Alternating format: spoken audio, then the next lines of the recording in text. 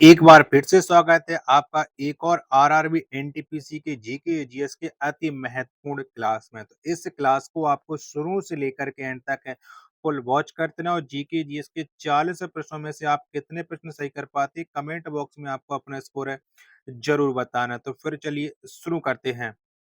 पहला प्रश्न आ जाता है आपके सामने कि आधुनिक आवर्त सारणी के 18वें समूह के तत्वों का बाहरी कोष किस प्रकार का होता है। तो इसका जो बाहरी कोष है वो पूर्ण होता है, यानी एक का ए ऑप्शन देने वाले सभी लोगों का राइट आंसर है हो जाएगा। दूसरा प्रश्न है आपके सामने कि प्रथम रणजी ट्रॉफी की विजेता टीम कौन है। तो किस टीम ने सबसे पहले रणजी ट्रॉफी जीती थी। तो पहली रणजी ट्रॉफी जीतने वाली जो टीम है वो मुंबई है। दो का बी ऑप्शन राइट आंसर है हो जाएगा। चलिएगा, तीसरा प्रश्न आ जाता है कि पौधों में लचीलापन किस ऊतक के कारण होता है। तो कौन से ऊतक के वजह से हो जाता है। तो पौधों में जो लचीलापन है ये कॉलिन काइमा के वजह से हो जाता है। तीन का ए ऑप्शन राइट आंसर है हो जाएगा। चौथा प्रश्न है उपनिषद किस प्रकार का ग्रंथ है। तो बताओ कैसा है। तो उपनिषद यह एक दार्शनिक ग्रंथ है। चार का सी ऑप्शन है वो राइट आंसर है हो जाएगा। चलिएगा, पांचवा प्रश्न आ जाता है कि वासुदेव कृष्ण का संबंध किस कुल से था। तो कौन से कुल के रहने वाले, मतलब कौन से कुल से संबंध रखते हैं वासुदेव कृष्ण। तो इनका जो संबंध है वो वृष्णि वंश से था या वृष्णि कुल से था। पांच का बी ऑप्शन राइट आंसर है हो जाएगा। छठवां प्रश्न आ जाता है कि वासुदेव कृष्ण का उल्लेख सर्वप्रथम किस उपनिषद में मिलता है। तो कौन से उपनिषद में मिलता है। तो इनका जो सर्वप्रथम उल्लेख है वो छंदोग्य उपनिषद में मिलता है, यानी छह का सी ऑप्शन है वो राइट आंसर है हो जाएगा। चलिएगा, सातवां प्रश्न है आपके सामने कि गैलियम तत्व का परमाणु क्रमांक होता है। तो कितना होता है। तो गैलियम तत्व का जो परमाणु क्रमांक है वो 31 होता है, यानी सात का सी ऑप्शन देने वाले सभी लोगों का राइट आंसर है हो जाएगा। आठवां प्रश्न आ जाता है कि हॉर्नबिल उत्सव किस राज्य में मनाया जाता है। बताओ कहाँ पर मनाते हैं।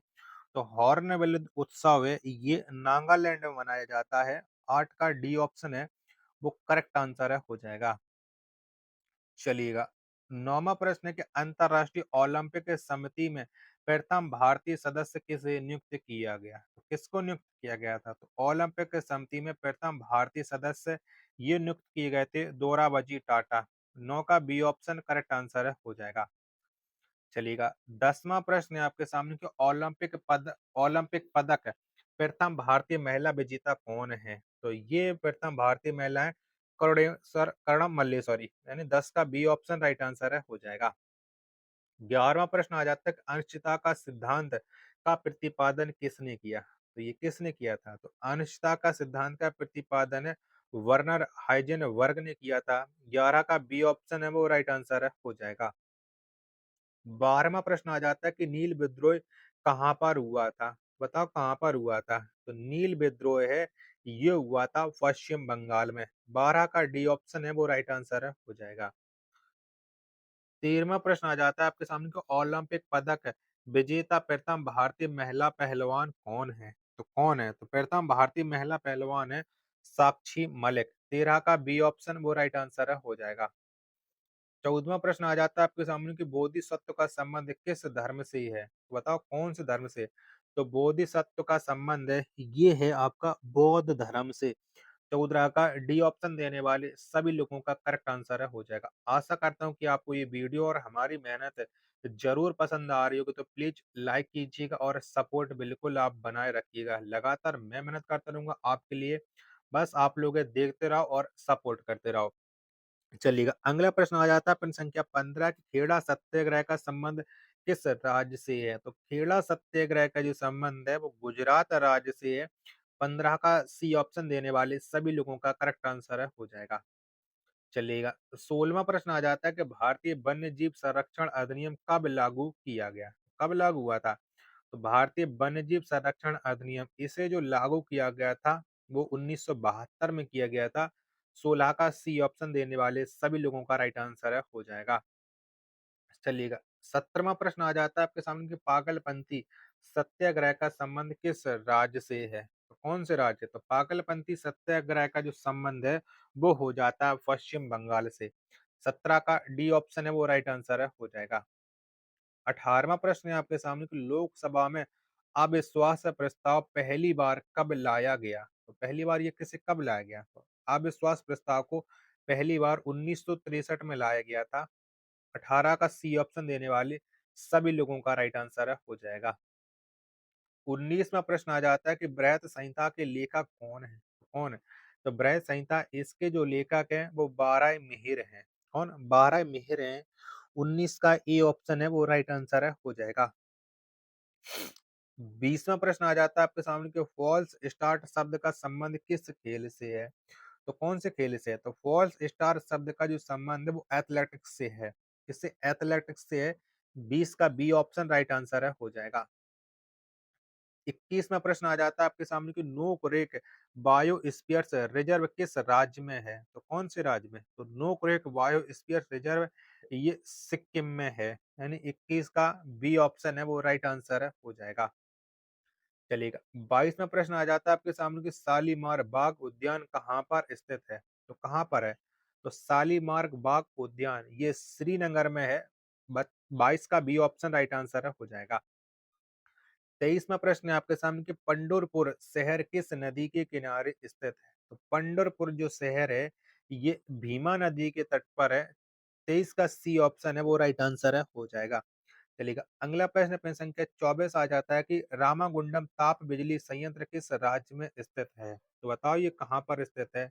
रामागुंडम ताप बिजली संयंत्र तो ये जो स्थित है वो आंध्र प्रदेश में है। 24 का डी ऑप्शन राइट आंसर है हो जाएगा। 25वां प्रश्न आ जाता है आपके सामने कि भारत में शुष्क खेती की सबसे प्रमुख फसल कौन है? तो कौन सी है? तो भारत में शुष्क खेती की जो सबसे प्रमुख फसल है वो बाजरा है। 25 का सी ऑप्शन राइट आंसर है हो जाएगा। 26वां प्रश्न आ जाता है कि शिवनाथ किसकी सहायक नदी है? बताओ किसकी है? तो शिवनाथ जो सहायक नदी है वो महानदी की हो जाती है। किसकी? महानदी की। 26 का ए ऑप्शन है वो राइट आंसर है हो जाएगा। चलिएगा 27वां प्रश्न है आपके सामने कि भीमा परियोजना किस नदी पर स्थित है? तो कहाँ पर स्थित है? तो भीमा परियोजना ये पावना नदी पर स्थित है। 27 का डी ऑप्शन राइट आंसर है हो जाएगा। 28वां प्रश्न है आपके सामने कि पोचमपदा परियोजना किस नदी पर स्थित है? तो बताओ कहाँ पर स्थित है ये पोचमपदा परियोजना? तो ये जो स्थित है वो गोदावरी नदी पर है। 28 का सी ऑप्शन राइट आंसर है हो जाएगा। चलिएगा 29वां प्रश्न है आपके सामने कि अमृत धारा जलप्रपात किस राज्य में स्थित है? अमृत धारा जो जलप्रपात है ये छत्तीसगढ़ में है। 29 का बी ऑप्शन राइट आंसर हो जाएगा। आशा करता हूँ कि आपको ये वीडियो जरूर पसंद आ रही होगी। तो प्लीज आप लोग ये वीडियो को लाइक कीजिएगा। चैनल को सब्सक्राइब नहीं कर रखा होगा तो चैनल को आप लोग जरूर सब्सक्राइब कर लीजिएगा। 30वां प्रश्न आ जाता है आपके सामने कि बोरी वन्यजीव अभयारण्य किस राज्य में अवस्थित है? तो कौन से राज्य में ये बोरी वन्यजीव अभयारण्य पड़ता है? 30 का आंसर आपको बताना है कि 30 का राइट आंसर क्या हो जाएगा? तो ये मध्य प्रदेश राज्य में है। 30 का बी ऑप्शन देने वाले सभी लोगों का करेक्ट आंसर है हो जाएगा।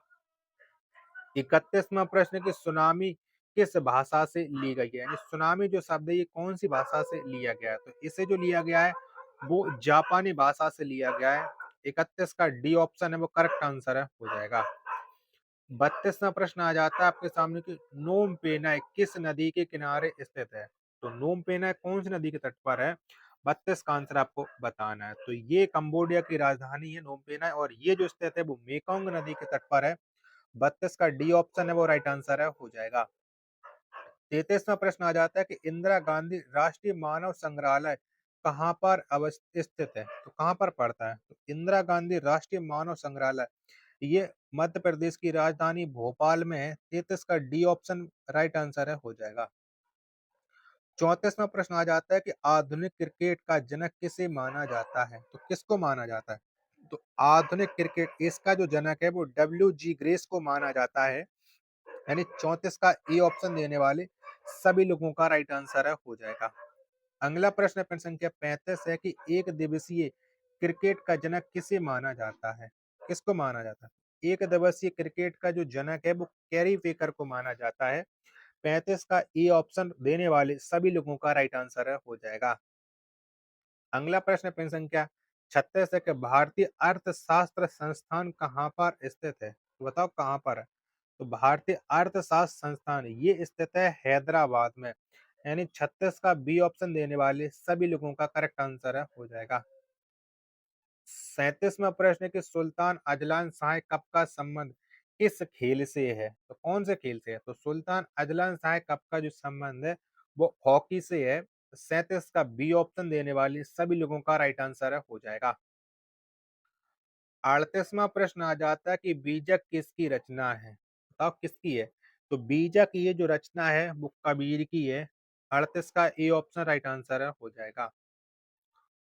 39वां प्रश्न है कि मार्तंड सूर्य मंदिर किस राज्य में है? तो कौन से राज्य में? तो मार्तंड जो सूर्य मंदिर है ये भारत के जम्मू कश्मीर राज्य में है।